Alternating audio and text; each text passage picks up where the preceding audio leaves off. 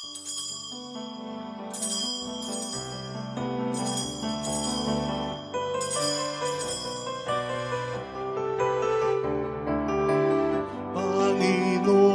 yung sambayanan, nagdiriwang at nagpupuri sa isang iwa't tinig, isang pagdakila, atas ng pag-ibig mo'y diringgin. Sa isang diwa't timig, isang pagdakila, atas ng pag-ibig mo'y diringgin.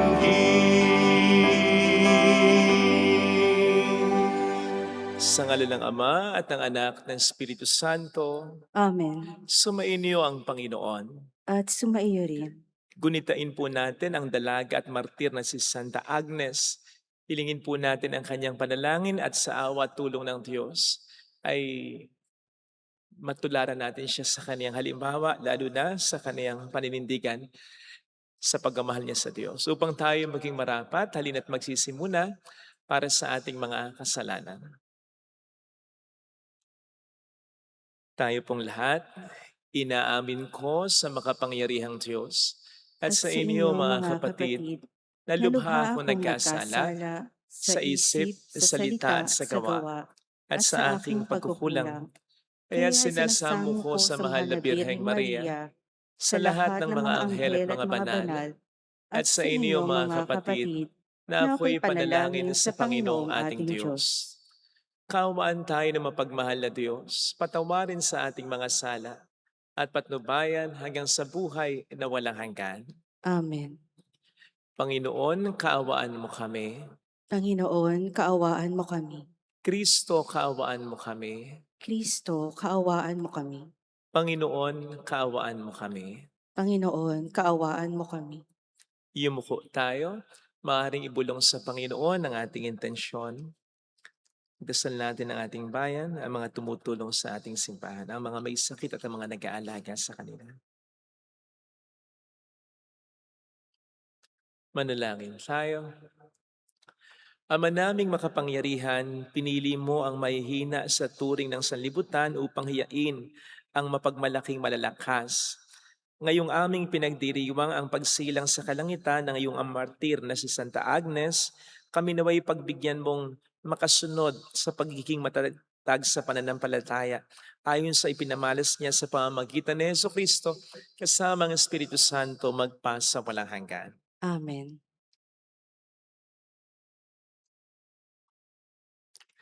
Ang salita ng Diyos mula sa unang sulat ni Samuel. Noong mang-araw na iyon, pagdating kay Saul, sinabi ni David, "Di po tayo dapat masiraan ng loob dahil lang sa Filisteyong yon. Ako ang lalaban sa kanya." Sinabi ni Saul, "Hindi mo kaya ang Filisteyong yon. May gatas ka pa sa labi." Samantalang siya'y isang kilabot na mandirigma.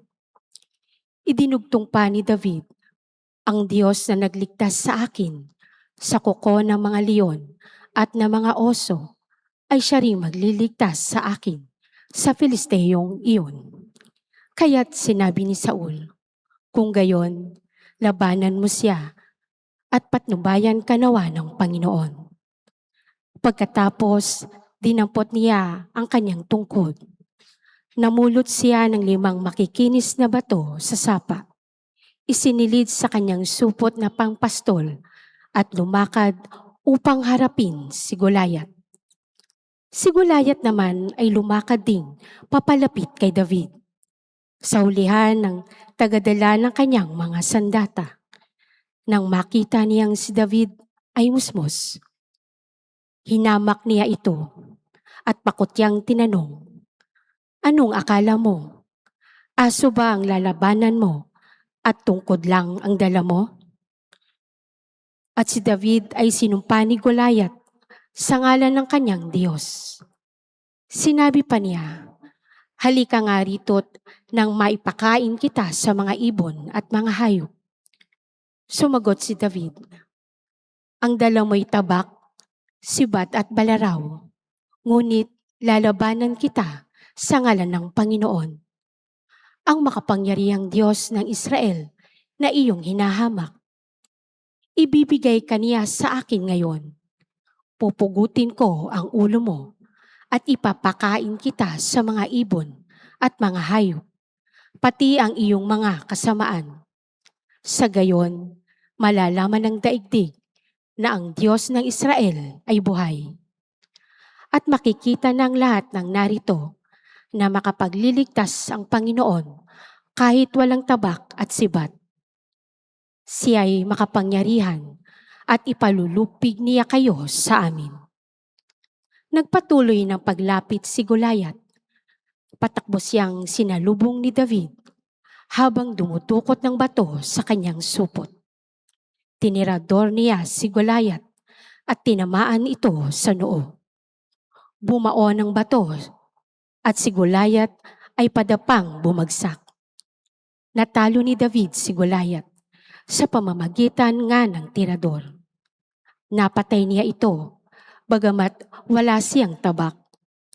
At patakbong lumapit si David, tumayo sa likod ni Goliath. Binunot ang tabak nito at pinugutan ng ulo. Ang salita ng Diyos. Salamat sa Diyos. Ang poon ay papurihan, siya ang aking sanggalang. Ang poon ay papurihan, siya ang aking sanggalang. Purihin ang poon na aking sanggalang. Sa pakikibaka, ako ay sinanay. Inihanda ako upang makilaban. Ang poon ay papurihan, siya ang aking sanggalang. Matipay kong muog at tagapagligtas at aking tahanang hindi matitinag. Tagapagligtas kong pinagtitiwalaan. Nilulupig niya ang sakop kong bayan. Ang poon ay papurihan, siya ang aking sanggalang. O Diyos, may awitin akong bagong-bago. Alpay tugtugin at aawit ako. Tagumpay ng hari ay iyong kaloob at iniligtas mo si David, mong lingkod. Ang poon ay papurihan, siya ang aking sanggalang.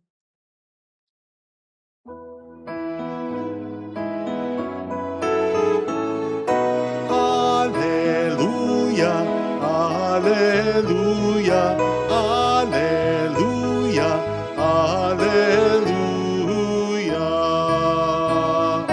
Alleluia, Alleluia, Alleluia, Alleluia.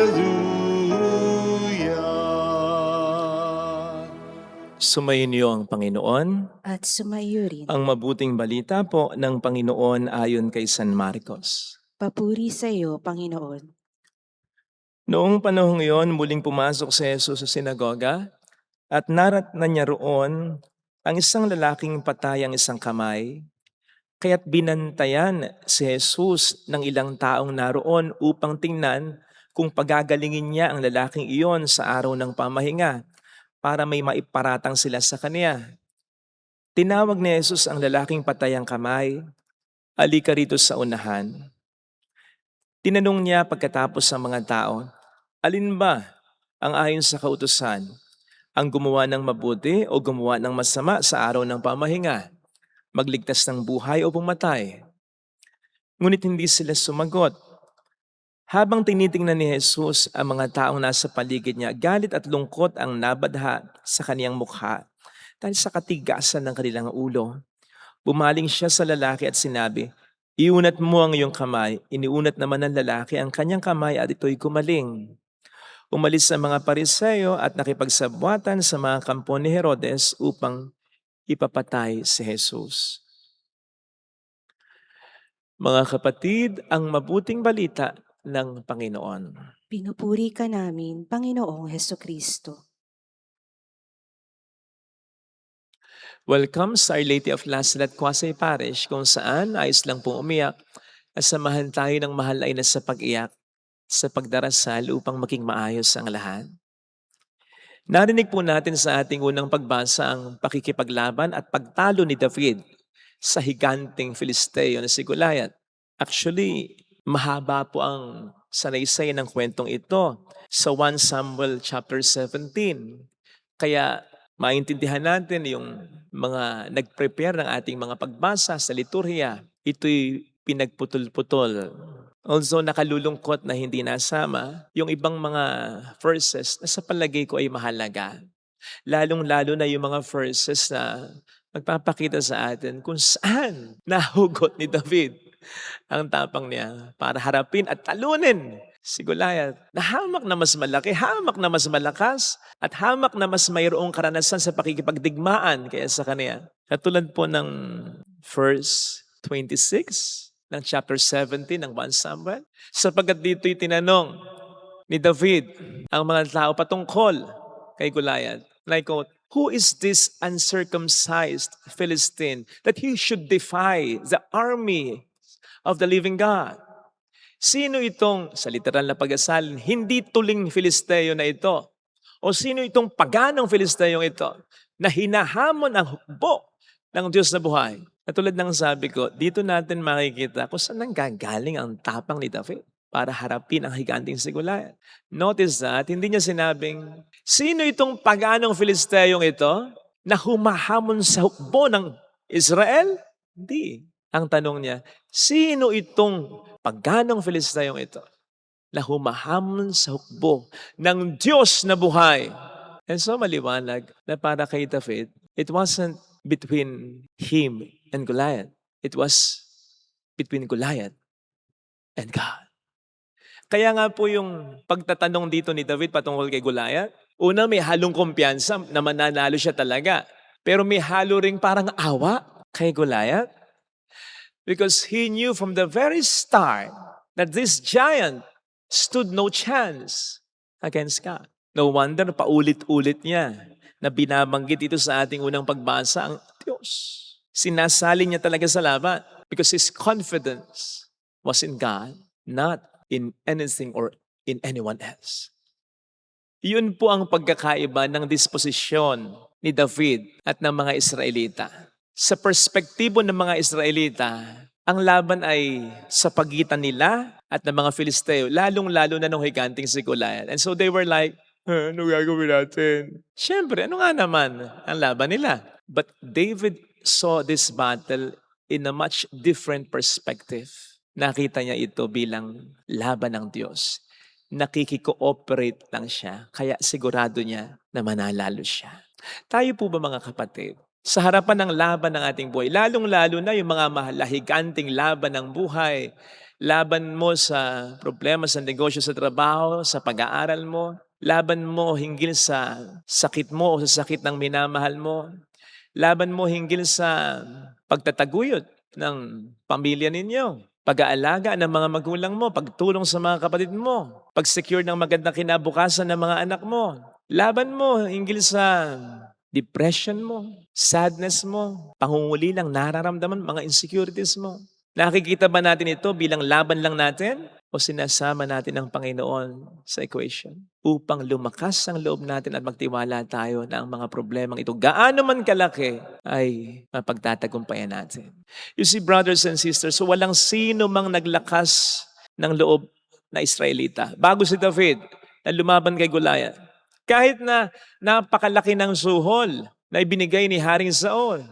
Una, kayamanan. Pangalawa, mapapangasawa ang anak niyang babae. Pangatlo, hindi na kailanman magbubuwis ito, magbabayad ng tax at ang pamilya nito. Kung sino man ang lalaban at makatatalo kay Goliath, wala. Walang kumagat sa offer ni Saul. In fact, kahit si Haring Saul, na kung isipin natin, anointed king of God. At kung isipin natin, siya ang hari. So siya dapat ang manguna. In fact, kung walang lalaban, siya ang dapat na lumabang mag-isa. Pero siya mismo nanduwag kasi nga, paano siya lang hindi maduduwag? Nakikita nilang ang laban ay between them and Goliath. And so, brothers and sisters, sa anumang laban ng buhay natin, lalong-lalo na sa mga Goliath o mabibigat, let's be like David. Sabihin natin sa mga matitinding problema, katulad ng sabi ni David kay Goliath, hawak mo tabak, sibat, balaraw, lalabanan kita sa ngalan ng Panginoon. Sabihin natin sa mga lagulayat nating problema. Tamang malaki ka, tamang seryoso kang problema, tamang nakatatakot kang problema. Pero hindi kita lalabanang mag-isa. Kasama ko ang Diyos na tapat sa akin. Kaya alam ko, ikaw ay malalampasan ko rin. Kasama ko ang Diyos na tapat sa akin. Ito po yung sabi ni David dito eh. Ang Diyos na nagligtas sa akin sa kuko ng mga leon at ng mga oso, ang siya rin magliligtas sa akin sa Filisteyong yon.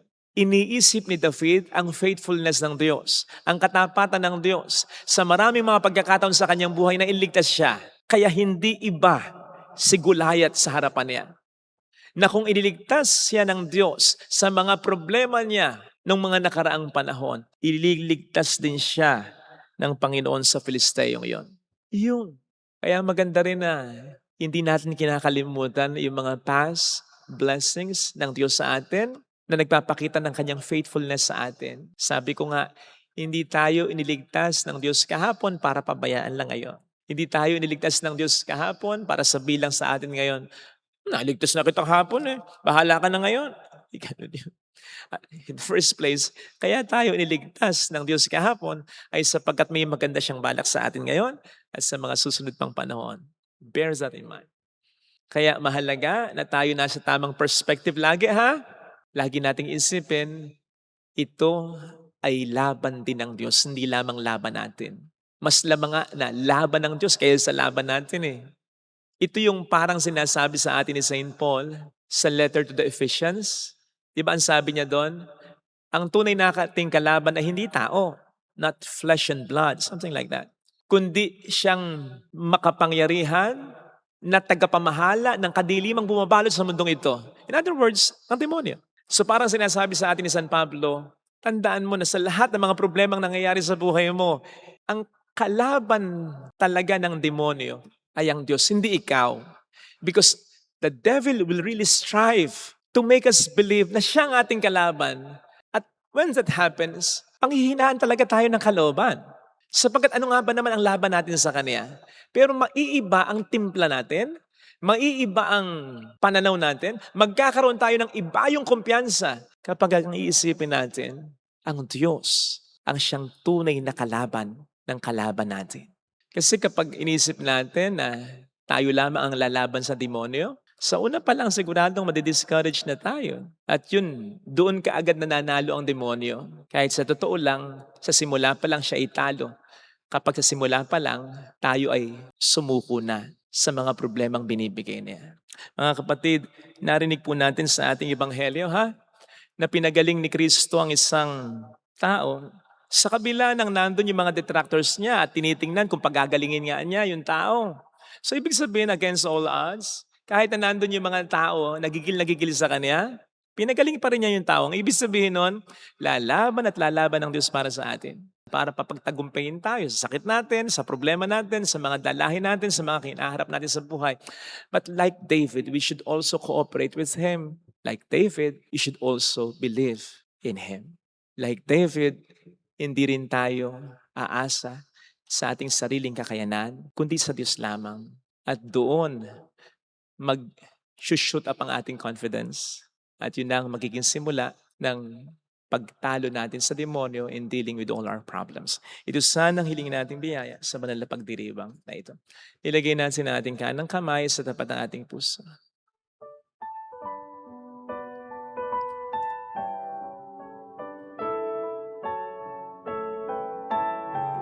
Awitin natin. Alam kong may magagawa ang Diyos.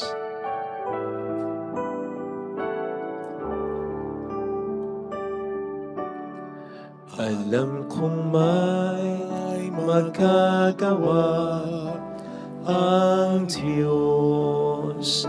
Alam kong may magagawa. Alam kong may magagawa ang Diyos. Kung ako'y magtatapat, kung ako'y magtatapat, sa Kanya'y maglilingkod. Alam kong may magagawa ang Diyos. Alam kong diringhin ng Diyos ang samuko sapagkat anak niya ako. ng Diyos ang samo ko. Alam kong diringin ng Diyos ang samo ko, Alam kong diringgin ng Diyos sapagkat alam niya ang pinagdaraanan. Kung ako'y magtatapat, Kung ako'y magtatapat sa Kanya'y maglilingkod, sa Kanya'y maglilingkod, alam kong diringin ng Diyos ang samo ko. diringgin ng Diyos Umigit tayo ang samo ko. at isipin natin sa isip at sa puso natin ang Diyos ay nandiyan upang itayo ay samahan sa anumang laban, sa anumang mamabigat na problema na ngayon ay ating pinagdaraanan. Na hindi tayo nag-iisa, na hindi niya tayo matitiis kailanman talaga. Kailangan lamang nating humakbang, kailangan lamang natin lumaban. Huwag tayong susuko sa problema. Sumuko tayo sa Kanya. Sabihin natin na kailangan natin siya. Aminin natin na wala tayong magagawa kung wala siya. Magsisi tayo sa ating mga pagkakasala upang mas maramdaman natin ang pagsuko natin sa kapangyarihan niya. Hallelujah! Purihin ng Diyos. Hallelujah! Tulad ni Santa Ines o Santa Agnes na hindi dumepende sa kakayanan niya. Siya ay muling babalik sa atin. Hindi kanya iiwan, hindi kanya kapabayaan. Kahit kamatayan, hindi natin uurungan. Hallelujah! Purihin ang Diyos. Hallelujah! Sa takdang panahon ay babalik ang Panginoon upang tayo ay kunin. Tapat siya sa kaniyang mga pangako sa atin. Sabihin mo sa sarili mo, mayroong magandang mangyayari sa iyo. Higit pa sa inaasahan. Sapagkat mahal ka ng Diyos, pakatandaan mo, hindi niya talaga ina-expect na kayanin mo mag-isa ang problema. Remember, yung pinag-usapan at pinagnilayan natin noong nakaraang linggo, magpakaanak tayo sa Diyos upang maramdaman natin ang pagiging ama niya. Aminin natin, hindi natin kaya. Sa araw-araw na ating buhay, iparamdam natin sa Diyos ang pangangailangan natin sa Kanya. Kay Jesus. Papuri sa Ama at sa Anak sa Espiritu Santo. Kaparan sa unang-una, ngayon, magpakailanman at magpasawalang hanggan. Amen. Pag-aalay.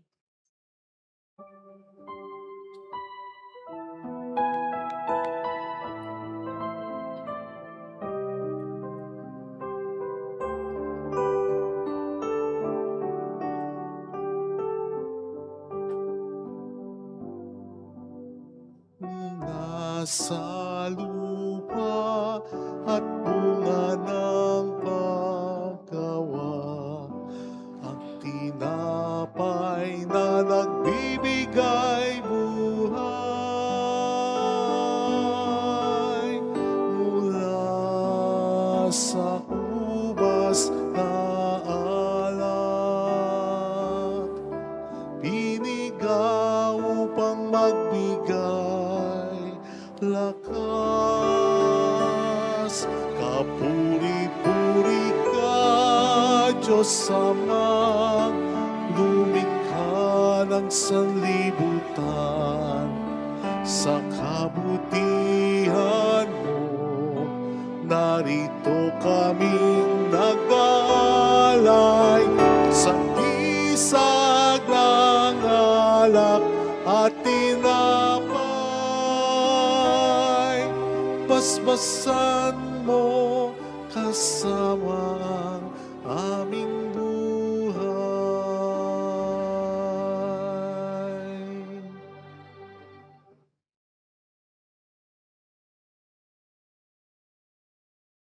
Manalangin tayo, pang ating handog ay maging kalugod-lugod sa Diyos Amang makapangyarihan. Tanggapin nawa ng Panginoon itong paghahain sa iyong mga kamay, sa kapurihan niya at karangalan, sa ating kapakinabangan at sa buong sambayanan niyang banal. Ama naming lumikha, ang aming mga alay ay maging kalugod-lugod nawa. Ngayong ang iyong martir na si Santa Agnes ay aming ginugunita upang maging kasiyasiya sa iyo ang paghahaing ito, katulad ng minamahalaga mong pagdanak ng dugo ng banal na mahal mo. Sa pamamagitan ni Jesucristo, kasama ang Espiritu Santo magpa sa walang hanggan. Amen. Sumainyo po ang Panginoon. At sumaiyo rin. Itaas sa Diyos ang inyong puso at diwa. Itinaas na namin sa Panginoon. Pasalamatan ang Panginoong ating Diyos. Marapat na siya ay pasalamatan. Ama naming makapangyarihan, tunay nga pong marapat na ikaw ay aming pasalamatan sa pamamagitan ni Jesucristo na aming Panginoon. Ngayong si Santa Agnes ay aming pinararangalan. Siya'y kapanalig naming may paninindigan na ikaw ay ipahayag kahit siya'y mamatay, sapagkat minarapat mong kanyang matularan ang iyong anak na naghain ng sariling buhay. Tulad ng naganap sa iyong anak, ang dugo ng mga martir ay dumanak, hindi dahil sa katatagang likas, kundi dahil sa iyong bigay na lakas. Kaya kaisa ng mga anghel na nagsisiawit ng papuri sa iyo ng walang humpay sa kalangitan, kami nagbubunyi sa iyong kadakilaan. Santo, Santo, Santo, Panginoong Diyos ng mga hukbo, napupuno ang langit at lupa ng kadakilaan mo. Hosana sa kaitaasan. Pinagpala ang naparito sa ngalan ng Panginoon. Hosana sa kaitaasan. Ama naming banal, ikaw ang bukal ng tanang kabanalan. Kaya't sa pamamagitan ng iyong Espiritu gawin mong banal ang mga kaloob na ito upang para sa amin ay maging katawan at dugo ng aming Panginoong Hesukristo. Bago niya pinagtiis ang kusang loob na maging handog, hinawakan niya ang tinapay, pinasalamatan kaniya, pinaghati-hati niya iyon, iniabot sa kaniyang mga alagad at sinabi, "Tanggapin ninyong lahat ito at kanin. Ito ang aking katawan na ihahandog para sa inyo."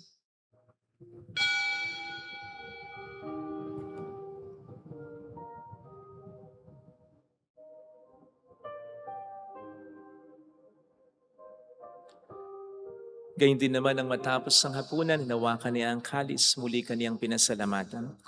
Iniabot niya ang kalis sa kaniyang mga alagad at sinabi, "Tanggapin ninyong lahat ito at inumin. Ito ang kalis ng aking dugo ng bago't walang hanggang tipan. Ang aking dugo na ibubuhos para sa inyo at para sa lahat, sa ikapagkapatawad ng mga kasalanan.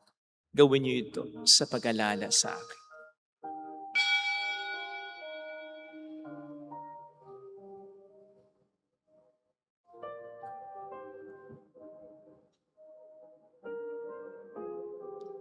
Ang misteryo ng ating pananampalataya. Si Kristo'y namatay, si Kristo'y nabuhay, si Kristo'y babalik sa wakas ng panahon. Ama, ginagawa namin ngayon ang pag-alaala sa pagkamatay at muling pagkabuhay ng iyong anak, kaya inialay namin sa iyo ang tinapay ng buhay at ang kalis ng kaligtasan. Kami nagpapasalamat dahil kami iyong minarapat na tumayo sa harap mo para maglingkod sa iyo. Sinasamo namin kami na magsasalo sa katawan at dugo ni Kristo ay mabuklod sa pagkakaisa sa pamamagitan ng Espiritu Santo.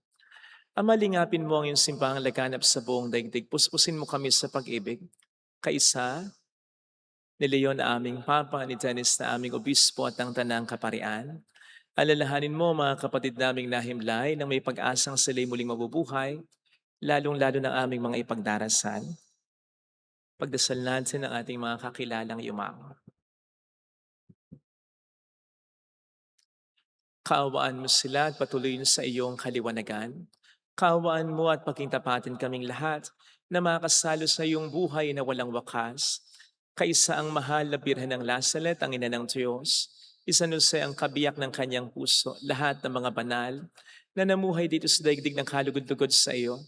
Maipagdiwang nawa namin ang pagupuri sa ikararangal mo sa pamamagitan ng iyong anak na aming Panginoong Hesukristo.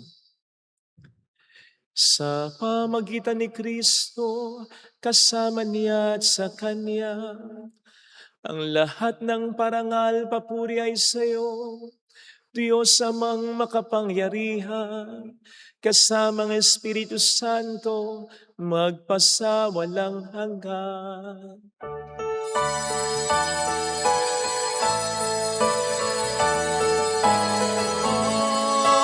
Amen. Amen.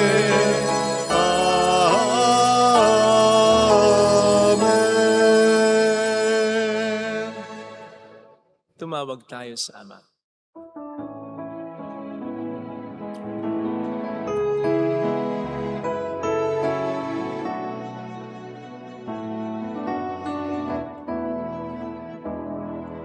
Ama namin, sumasalangit ka, sambahin ang ngalan mo, mapasamin ang kaharian mo, sundin ang loob mo dito sa lupa para nang sa langit. Bigyan mo kami ngayon ng aming kakanin sa araw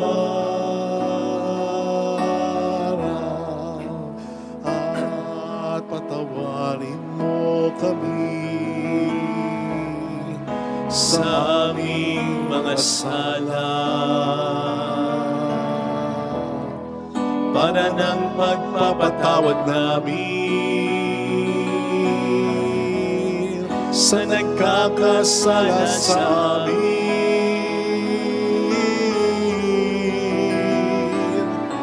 at huwag mo kami ipahintulot sa puso at iadya mo kami sa lahat ng masama.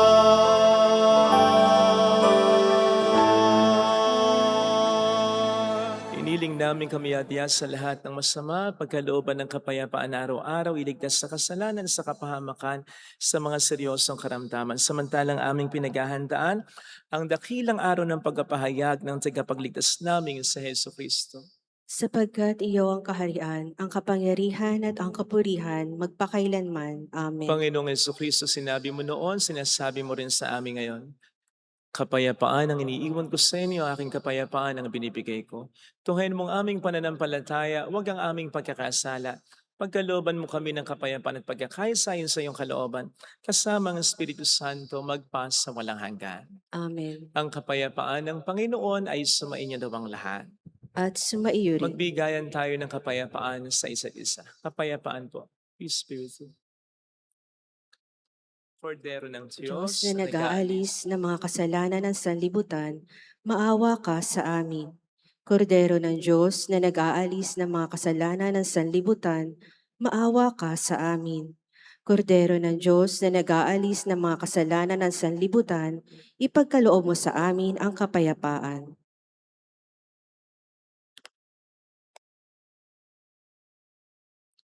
Narito sa harap natin ng Panginoon ang ating buhay at kaligtasan. Mapapalad tayong inaanayahan. Panginoon, hindi ako karapat-dapat na magpatuloy sa iyo, ngunit sa isang salita mo lamang ay gagaling na ako.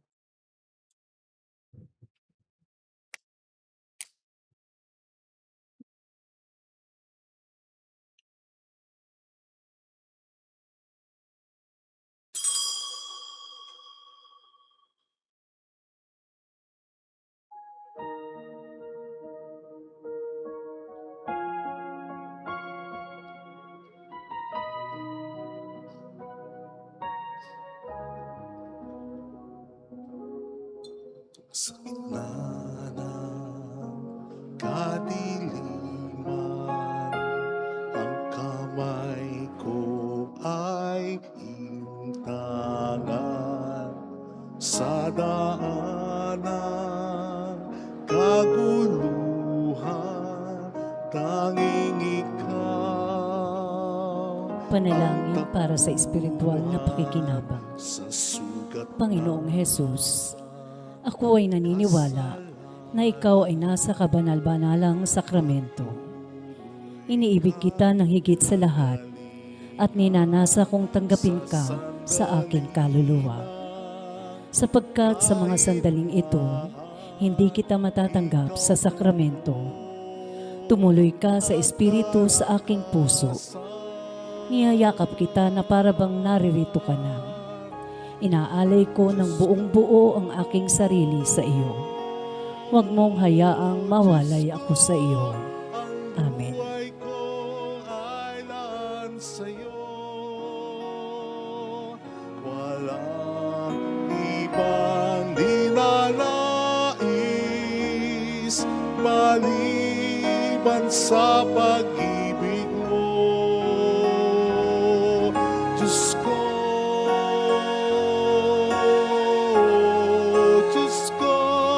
gawin mo muli ako sa'yo.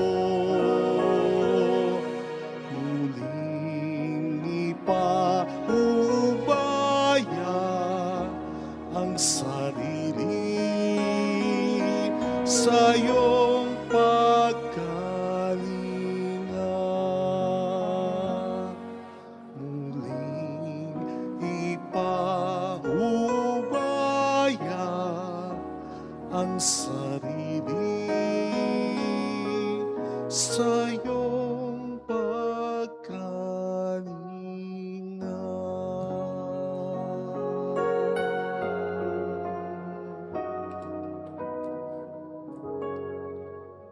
Manalangin tayo.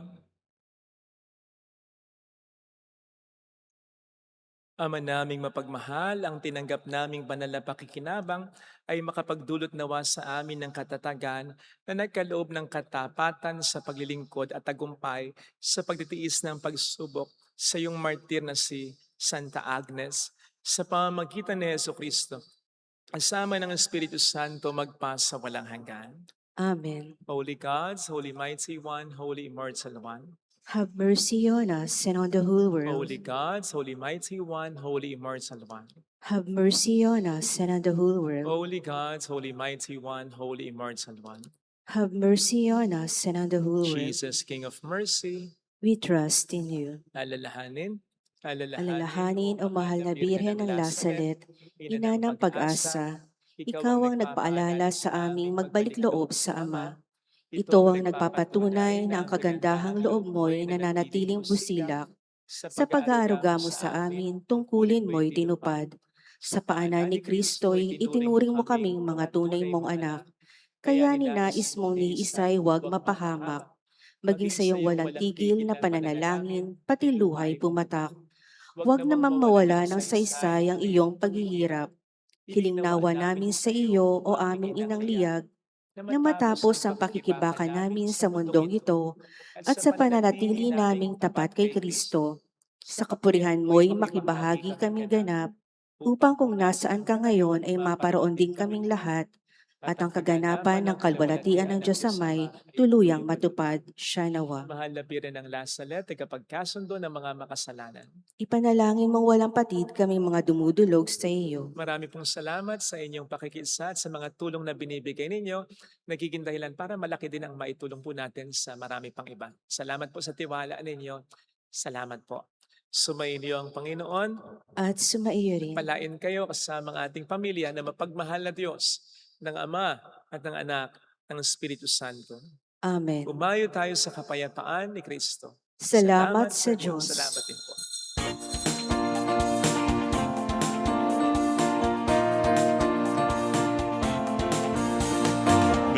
Mary, Mother of the Lord, hear the prayer we sing to you. Let your tears sip in our minds and hearts as once they fell at Nazareth. Tell your people how to live again. Tell your people how to sing again. Tell your people how to dance again. Tell your people how to pray again. Mary, Mother of the Lord, hear the prayer we sing to you. Let your tears discipline our minds and hearts. As once they fell, at last I live.